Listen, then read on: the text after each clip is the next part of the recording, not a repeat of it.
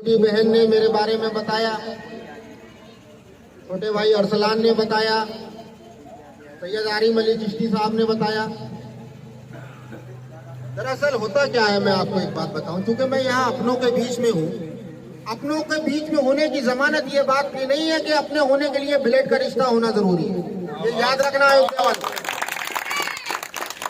अपना होने के लिए ये जरूरी नहीं है कि चचाजाद भाई होना चाहिए, खालाजाद भाई होना चाहिए, तायाजाद भाई होना चाहिए, कि मामू का बेटा हो, कि चाची का बेटा हो, कि फुप्पो का बेटा हो, है ना। अपना होने के लिए अपने अंदर, अपनी रगों के अंदर वो खून होना चाहिए कि अल्लाह के नबी ने जब मक्का मदीना फतेह किया, तो जब मक्का फतेह अल्लाह के नबी ने किया तो सहाबा हजरात ने कहा कि या अल्लाह के नबी, अब मक्का फतेह हो गया है तो अब मस्जिद में अजान कौन देगा। तो अल्लाह के नबी ने अपने गुलाम हबशी हजरत बिलाल को हुक्म दिया कि जाओ मक्का की छत पर खड़े हो जाओ और मक्का की छत पे खड़े होकर के हय्या अलल सलाह और हय्या अलल फलाह की सदाएं बुलंद करो, ताकि मैसेज पूरी दुनिया में ये जाए कि सबका साथ, सबका विकास और सबका विश्वास अगर कहीं से पैदा हुआ तो उसको सबसे पहले पाए तकमील तक पहुंचाने वाला इस्लाम था। बहुत जिम्मेदारी से आपसे बात कर रहा हूँ, शरीयत की रोशनी में, शरीयत के रूप में आपसे बात कर रहा हूँ, हवा में कोई बात नहीं कर रहा हूँ। कि अल्लाह के नबी ने जब हजरत बिलाल को मस्जिद नबवी में खड़े होकर के मक्का जब फतेह किया, खड़े होकर के जब हजरत बिलाल जो है गुलाम सभ्यता से आते थे, लेकिन अल्लाह के नबी ने ये पूरी दुनिया को मैसेज दिया कि एक सफ में खड़े हो गए महमूद व अयाज, ना कोई बंदा रहा ना कोई बंदा नवाज। तो हमारा यानी कि पूरी दुनिया की इंसानियत का जो शजरा है वो 1450 साल पहले अल्लाह के नबी ने वहां से तय कर दिया था कि रिश्तेदारियां सिर्फ ब्लड के रिश्ते से नहीं होती, रिश्तेदारियां निभाने के लिए दिल का रिश्ता भी होना जरूरी है। मेरे साथ सुनिए, मेरे साथ लखनऊ से चल कर के आए ब्रज के क्षेत्रीय अध्यक्ष, और मैं आपको बताऊं बधाइयों के अंदर अभी कतराला एक जगह है, वहां से आपने नगर पालिका परिषद का चुनाव लड़ा और बहुत शानदार आपने चुनाव लड़ा, भारतीय जनता पार्टी के सिंबल से चुनाव लड़ा। और कतराला वो जगह है जहां पर 30,000 वोट है, जिसमें से 28,500 मुस्लिम वोट है, और उसमें आपने 3800 वोट लेकर के दूसरा स्थान प्राप्त किया भारतीय जनता पार्टी के सिंबल। तो आपको संगठन ने ब्रज का क्षेत्रीय अध्यक्ष बनाया है। मैं अयोध्या की सरजमीन पर सोनी का, एडवोकेट सोनी साहब का बहुत जो है इस्तेमाल करता हूँ, और इसी के साथ मेरी गुफ्तगू अभी होती रहेगी। साथ में जो मेरे साथी लोग हैं, कम से कम उनके बारे में आपको बता दूं, ताकि मेरे पीछे में आप लोग जान लेंगे किसकी सियासी हैसियत भारतीय जनता पार्टी में क्या हो गई है। ये अरसलान है, हमारे छोटे भाई हैं। अरसलान साहब को भारतीय जनता पार्टी ने सबसे पहले अयोध्या का सूफी संवाद महाअभियान का जिला प्रभारी बनाया, सबसे पहले। पिछले 8 महीने के अंदर इस युवा तरुणाई ने, कहते ना कि जिस ओर युवा चलता है, जिस ओर जवानी चलती है, और रास्ता भी उधर ही मुड़ता चला जाता है कि हम वक्त की रेत पर छोड़ते चले जाएंगे निशान, कि झुक जाएगी ये जमीन, कदम चूमेगा आसमान। तो अरसलान साहब उस मयार के और उस नक्शे के हामिल हैं कि इन्होंने पिछले 8 महीने में लगातार मेहनत की, संगठन के लिए, भारतीय जनता पार्टी के लिए लगातार काम किया, और संगठन ने इनके काम के ऊपर विश्वास जताते हुए इनको अवध क्षेत्र का प्रभारी नियुक्त किया है। मेरे पीछे में हालांकि इंशाअल्लाह ताला आप लोगों की मोहब्बतें और आप लोगों की सरपरस्ती रही, और आप लोगों ने जब जब बुलाया और जब जब वक्त हुआ तो ये इंशाअल्लाह ताला नाचीज आपकी खिदमत में हाजिर होता रहेगा। लेकिन मेरे पीछे में इंशाअल्लाह ताला भारतीय जनता पार्टी अक़लियती मोर्चे से ताल्लुक, हज के सिलसिले में कोई ताल्लुक, या किसी तरीके से सरकार को अपना कोई मैसेज पहुंचाने से ताल्लुक कोई विषय हो, तो आप अरसलान जी से संपर्क कर सकते। अभी मैं सुन रहा था मेरी छोटी बहन को, शबीना जी, बहुत मैंने इनसे इसलिए कहा, मैंने कहा बहन आप अपना विषय रखो कि भारतीय जनता पार्टी की हुकूमत सूबे में, यानी उत्तर प्रदेश, मैं उर्दू बोल रहा हूँ, समझ में आ रही ना। भारतीय जनता पार्टी की हुकूमत सूबे के अंदर 2017 के अंदर आई और मरकज के अंदर 2014 के अंदर है। मरकज में वजीर आजम आली जनाब नरेंद्र मोदी जी वजीर आजम हुए, और सूबे के अंदर वजीर आली जनाब योगी आदित्यनाथ जी। मैं जितने भी लोग 150 लोग मुझे सुन रहे हैं या मेरी आवाज जहां तक पहुंच रही है, इसको सियासी मेयार से अलग हटा करके मैं आपसे पूछ रहा हूँ। मैं भी आपसे भारतीय जनता पार्टी के कार्यकर्ता की हैसियत से बात नहीं कर रहा हूँ, एक आम हिंदुस्तानी की हैसियत और एक आम मुसलमान की हैसियत से आपसे बात कर रहा हूँ। देखिए, मेरे बारे में पूरे उत्तर प्रदेश में ये मशहूर है कि भारतीय जनता पार्टी ने अगर मुझे मुसलमानों की रहनुमाई के लिए भेजा है तो दुनिया का कोई भी मंच हो, मैं बात मुसलमानों की ही करूंगा। ये जिम्मेदारी के साथ। दुनिया का कोई भी मंच हो, अगर आप चाहें तो मुझे सोशल मीडिया पर, फेसबुक पर, व्हाट्सएप पर या ट्विटर पर या इंस्टा पे जो नए लड़के हैं जो सोशल मीडिया चलाते हैं, कभी आप देखिएगा और मेरी तकरीरें सुनिएगा। मैं अपनों के बीच जाकर के कभी भी आउट ऑफ ट्रैक बात नहीं करता। मैं अपनों के बीच जाकर के सीधी अपनी बात करता हूं, क्योंकि पार्टी ने मुझे इसी काम के लिए भेजा है। मैं अपनों के बीच जाकर के नाराए तकबीर अल्लाह अकबर भी कहता हूं और अपनों के बीच जाकर के या हुसैन इब्न अली भी कहता हूं। फालतू की मुझे जिसे कहते हैं कि जो माइनॉरिटी की जो दूसरी लीडरशिप है, दूसरी जमातों की जो लीडरशिप है, वो माइनॉरिटी के लिए जो क्या कर रही है क्या नहीं कर रही है, मैं कह करके यहाँ पर अपना समय बेकार नहीं करूंगा। खैर चलिए, मैं विषय ये रख रहा था कि मैं गैर सियासी होकर के एक आम हिंदुस्तानी और एक आम मुसलमान की हैसियत से आप सबसे लोगों से एक सवाल पूछना चाहता हूँ। बहुत ईमानदारी के साथ आप मुझे ये बताइएगा कि सूबे के अंदर 2017 के बाद से सब लोगों से, जितने भी लोग मुझे सुन रहे हैं, क्योंकि ये बहुत इस गांव का नाम भी बहुत पाक है, मोहम्मदपुर और दाऊदपुर, है ना, कि तेरी नस्ले पाक में है बच्चा बच्चा नूर का, तू है साया नूर तेरा सब घराना नूर का। तू है साया नूर तेरा सब घराना नूर का। क्योंकि इस गांव का जो नाम ऐसा है तो घर से निकलने वाला हर एक बच्चा भी नूर से पैदा हुआ, मुझे ऐसा मालूम पड़ा। खैर, मैं विषय ये रख रहा था कि बहुत ईमानदारी के साथ आप सारे लोग बैठे हैं, बीजेपी चचा भी बैठे हैं, बुजुर्ग भी बैठे हैं, छोटे भाई भी हैं, बड़े भाई भी हैं। 2017 के बाद से क्या इस गांव के अंदर किसी गुंडे मवाली की हैसियत हुई कि आपके दरवाजे पे कुंडी खटखटा के आपसे रंगदारी मांग ले? बहुत ईमानदारी से बताइए। या किसी गुंडे मवाली की हैसियत हुई कि रात में 8 बजे के बाद मेरी माएँ और बहनें जब घरों से निकल करके जाती हो तो उनका दुपट्टा खींच ले? अगर धोखे से किसी गुंडे मवाली ने समाजवादी पार्टी के संरक्षण में 2017 के बाद शुरुआत के दिनों में ऐसा करने की कोशिश भी की तो या तो वो उठ गया या उठा दिया गया। अखबार पढ़ ले, टीवी देख ले, तो उत्तर प्रदेश के अंदर और देश के अंदर जो मुख्तलिफ सियासी जमातें हैं वो अगर मुसलमानों के बीच जाकर के भारतीय जनता पार्टी के गलत नैरेटिव सेट करने की कोशिश कर रही हैं, तो मैं उनको ये बता देना चाहता हूँ आज अयोध्या की इस पाक सरजमीन से कि पिछले 70 साल में, आजादी के 70 साल में मुसलमानों का सबसे ज्यादा शोषण, दोहन, उनका मानसिक, उनका फाइनेंशियल अगर किसी ने सबसे ज्यादा किया है तो वो कांग्रेस और समाजवादी पार्टी ने किया। मुसलमान की हैसियत कांग्रेस और सपा की नजर में बिरयानी में काली मिर्च से ज्यादा कुछ नहीं। बिल्कुल साफ कि बिरयानी खाई और काली मिर्च निकाल के फेंक दी, कोरमा खाया और तेजपात का पत्ता निकाल करके फेंक दिया। इससे ज्यादा आपकी हैसियत नहीं थी दोस्त। उत्तर प्रदेश के अंदर आपकी मीन्स मेरी या मेरी कम्युनिटी की तादाद 20% है।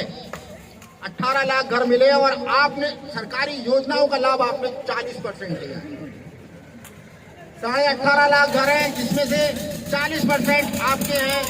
गैस सिलेंडर है, कनेक्शन है, उज्ज्वला योजना है, प्रधानमंत्री आवास योजना है, जो भी योजनाएं मरकज की और सूबे की चली उसमें मुसलमानों ने सबसे ज्यादा 35 से 40% लाभ लिया। क्या भारतीय जनता पार्टी के किसी लीडर ने आपसे आके कहा कि भाई आपने हमें वोट नहीं दिया तो हम आपको जो है घर भी नहीं देंगे? क्या किसी लीडर ने आपसे ये कहा कि आयुष्मान कार्ड मुसलमानों तुम्हारा नहीं बनेगा? भाई ईमानदारी से बताइए, नहीं कहा ना? क्योंकि ये मरकज से और सूबे से तय हो गया था।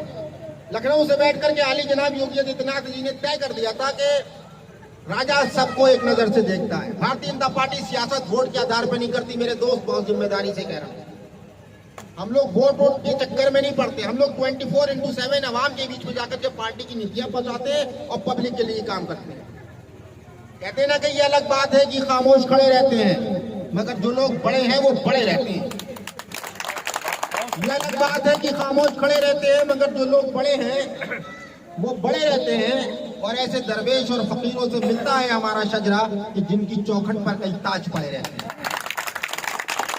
सियासत वोटों के लिए नहीं करते दोस्त, सियासत हम लोग एक अंतिम पंक्ति में खड़ा हुआ वो गरीब, गुरबा, बेसहारा, लाचार, हर वो देशवासी, चाहे वो किसी भी कास्ट, किसी भी क्रीड का हो, उसको निकाल करके मुख्यधारा में ला करके सरकारी योजना का लाभ पहुंचाना और देश के विकास में उसको अग्रणी भूमिका उसकी हो, ऐसा हमें सुनिश्चित करना।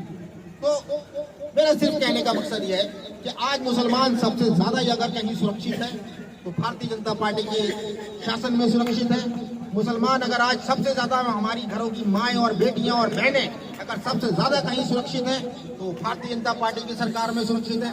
नैरेटिव गलत सेट मत करिए, किसी के बहकावे में नहीं आना है दोस्त। 2024 का चुनाव है, चूंकि मैं हज विभाग से ताल्लुक रखता हूँ, एक बात और बता दूं, क्योंकि आपका माइक कुछ ऐसा है, हालांकि मैं 1.5 2 घंटे रिलीजियस तकरीरें करता हूँ, लेकिन आपका माइक कुछ ऐसा है कि वो मेरी आवाज को खींच रहा है जरा से, तो गला जो है मेरा थोड़ा सा वैसा हो रहा। सफर भी मेरा करीब 8-10 घंटे का सफर हो गया। एक बात बता दूं, सुनिएगा ध्यान से, हज से संबंधित विषय है। हिंदुस्तान फकत दुनिया का ऐसा वाहिद मुल्क है, पूरी दुनिया का, जिसको सऊदी अरब गवर्नमेंट ने 1,75,000 हाजियों को हज कराने की परमिशन दी, पूरी दुनिया की। सबसे पहले इंडोनेशिया 2 लाख की हाजियों की सऊदी ने परमिशन दी है, और उसके बाद हिंदुस्तान, पाकिस्तान और बांग्लादेश भी तीसरे और चौथे नंबर पर है। और कांग्रेस की हुकूमत में हम लोग 10वें नंबर पे आते थे, 50,000 60,000 हाजी हर साल जाते थे। इसका प्रचार नरेंद्र मोदी जी ने नहीं किया कि मुसलमानों मैंने तुम्हारे लिए 2.25 लाख हज की सीटें आवंटित करा दी। ये जिम्मेदारी और ये ईमान मेरा और आपका बनता है कि मुसलमानों के 5 फर्ज में एक फर्ज हज भी है, और वो आदमी इतनी ईमानदारी के साथ आपके लिए 1,75,000 जो है सीटें आवंटित करा करके आकर के जो है आप लोगों के लिए काम कर रहा है। तो जब कहने का मतलब ये हुआ, अभी यूपी से हमें 31,800 के आसपास हमें सीटें आवंटित हुई थी, 19,700 के आसपास फॉर्म भरेगा। माननीय वजीर आजम और वजीर आली जी का एकदम स्पष्ट कहना है कि अगर उत्तर प्रदेश से जाने वाले किसी एक भी हाजी को सऊदी की धरती पे अगर जरा सी भी परेशानी हो गई तो इसका जवाब अधिकारी देंगे। आप ईमानदारी की इंतहा तो देखिए कि किस लेवल तक जाकर पार्टी आपके लिए काम कर रही। तो दोस्त, सियासत के अंदर और डेमोक्रेसी के अंदर सबसे खास बात यह है कि आपकी पहचान, आपका इत्तेहाद, आपका आपसी भाईचारा आपके वोटों से तय होता है। जब मैं 850-700 किलोमीटर चल करके बरेली से लखनऊ से यहाँ आपके बीच आया हूँ, तो मैं कहाँ आया हूँ? जैसे मैंने शुरू में कहा था, मैं अपनों के बीच में आया हूँ। इसके बीच में आया हूँ। और जब आदमी की अग्नि परीक्षा होती है, लिटमस टेस्ट जिसको बोलते हैं, अगर साइंस के बच्चे हो तो जानते होंगे, जब लिटमस टेस्ट होता है तो वो कहाँ होता है? वो अपनों के बीच में होता है। पार्टी ने अगर मुझे ये सारी चीजें अवेलेबल कराई हैं और पार्टी ने अगर मुझे इतनी जिम्मेदारी दी है, तो किस लिए दी है कि आप जाइए अपनों के बीच में और पार्टी जो माइनॉरिटी के लिए जो काम कर रही है वो अपनों के बीच में बताइए। तो उस बताने की जमानत क्या होगी कि 2024 में जब इस गांव का ये बूथ खुले जहां मैं बात कर रहा हूं, तो आप पूरे देश के अंदर जितने भी मुसलमानों के बूथ हैं, अगर सबसे ज्यादा वोट यहाँ निकला तो समझिए आपके भाई का तहफ्फुज़ हुआ। विधानसभा चुनाव में आप बहुत बढ़िया, बहुत सुंदर।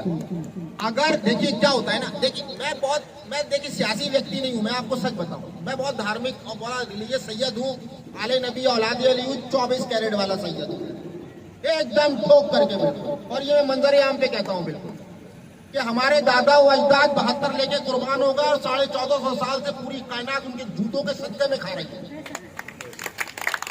तो हम लोग वो सियासी लोग नहीं है, बिल्कुल सीधे ठोक करके बात करते हैं। और यहाँ से लेके दिल्ली तक मेरा अंदाज यही रहता है। जो लोग मुझे सुनते होंगे यूट्यूब पर या फेसबुक पर या इंस्टाग्राम पर वो जानते होंगे, जो नहीं जानते वो सुन ले। बिल्कुल सीधी बात करता हूँ, बिल्कुल एकदम कट टू कट बात करता हूँ, कोई फालतू की ड्रामेबाजी नहीं है। जब अपनों के बीच में इंसान की अग्नि परीक्षा होती है तो उसका लिटमस टेस्ट होता है। अब यहाँ पर सबसे बड़ी कमी हम ही लोगों की। कैसे? पिछले 70 साल से आपने यानी माइनॉरिटी कम्युनिटी ने हमेशा अलम बरदारी यानी झंडा किसका उठाया? झंडा आपने हमेशा दूसरों का उठाया, अपने को कभी लीडर नहीं माना। तो बहुत जिम्मेदारी से आपका लीडर है ही नहीं साला कोई पूरे देश में। आपने अपने को लीडर ही नहीं माना कभी। फलाने कौन, बोले फलाने, बोले अरे बहुत बड़ा नेता है समाजवादी का।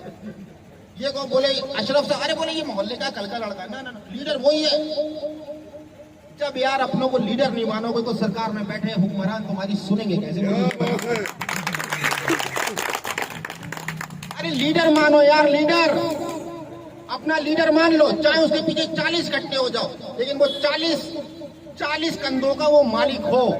हुकूमत में जाकर के अगर वो ईमानदार है, पक्का वाला अगर सच्चा मर्दे मुजाहिद मर्दे का लंगर है, तो हुकूमत की आंख में आंख डाल के आपके हक का मुतालबा कर लेगा। डॉक्टर इस्तापुरीदा रामचंद्र यादव जिंदाबाद, जिंदाबाद रामचंद्र यादव। आपको लीडर मानना पड़ेगा। मैं दूसरी सियासी जमातों की भी बात कर रहा हूँ, सपा हो, कांग्रेस हो, कोई भी सियासी जमात हो, और मैं जिस जमात से मैं आता हूँ, भारतीय जनता पार्टी।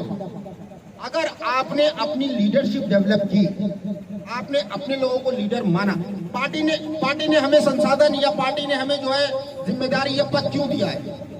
पार्टी को लगता है कि इनके लोग इनको लीडर मानते हैं, भाई इसलिए तो दिया ना पार्टी ने। पार्टी को लगता है इनके लोग इनको लीडर मानते हैं। और जब चुनाव का रिजल्ट आता है तो जिस बूथ पे मुसलमान 500 है, जब वोट खुलता है तो वहां पर पता चलता है भारतीय जनता पार्टी को 50 वोट भी नहीं पड़ रहा है। तो लीडरी किस बात की? फिर खड़े रहिए लाइन लंबी लगा करके, हुजूर हमारी भी तरफ इनायत हो जाए, हमें भी कुत्तों की तरह कुछ भीख मिल जाए। ये हैसियत है आज की डेट में डेमोक्रेसी में तुम्हारी, माफ करना। इससे ज्यादा की हैसियत नहीं है। और तुम वो कौम हो जो सरकारें बनाते थे, हुकूमतें पलटते, जिसकी चाहिए उन्हें सरकार बना दी, जिसकी चाहिए सरकार गिरा दी। आज 70 साल में कांग्रेस और सपा की चटुकारिता करते करते, माफ करना, तुम्हारी हैसियत बिरयानी में काली मिर्च से बदतर हो। वो कौम जो अगर निगाह भर के देख ले तो राजा बना दे और निगाह भर के देख ले तो रंग कर दे, उस कौम की यह हालत बड़ा तरस आता है। मैं पेशे से हड्डी का डॉक्टर हूं, मुझे 800 किलोमीटर चल के घूमने की जरूरत नहीं। बरेली में मेरा 100 बिस्तर का अस्पताल है, लेकिन दिल के अंदर ये दर्द है ना, ये रगों के अंदर दौड़ता हुआ ये जो पंजतनी खून है ना, ये आप लोगों को तकलीफ आता है कि यार हो सकता है मेरी शुरुआत करने से शायद कोई मशाल जल जाए, शायद आप लोग निकल के आ जाए, शायद आपका ब्रेन वॉश हो जाए, शायद आप कुछ ना कुछ को किसी ना किसी को अपने बीच से लीडर मान ले। अपना लीडर चुनो यार, जिंदाबाद, जिंदाबाद अपना लीडर चुनो। खैर, आता रहूंगा, मुलाकातें होती रहेंगी। कड़वा बोलता हूँ थोड़ा सा, जब नौजवान लड़कों को थोड़ा अच्छा लगा होगा, जो थोड़े ज़ईफ है उन्हें थोड़ा सा लगा होगा क्या बोल गया, लेकिन दोस्त मेरा तरीका ये है, मैं बोलता ही ऐसे ही, इसीलिए बदनाम भी हूँ और इसीलिए मशहूर हूँ। इसी बात मेरा तरीका ये, जब तक मैं दुखती रख में आप लोगों के हाथ में रखूंगा, आप लोगों में करंट आएगा ही नहीं आएगा करंट, जानता हूँ। मुझे पता है कि मुर्दार हो गए हो तुम। मुर्दार किस लिए हो गए? तुमने दूसरों के झंडे उठाए इसलिए मुर्दार हो गए हो। अपना झंडा उठा के देखो, जिस दिन तुमने अपनों के बीच लीडर नहीं उतर लिया, उस दिन फिर मौला गाजी अब्बास की तरह पत्थर के सीने में झंडा गाड़ दो।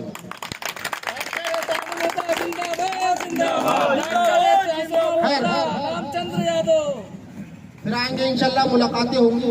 2 रातों से लगातार चल रहे हैं, सफर में भी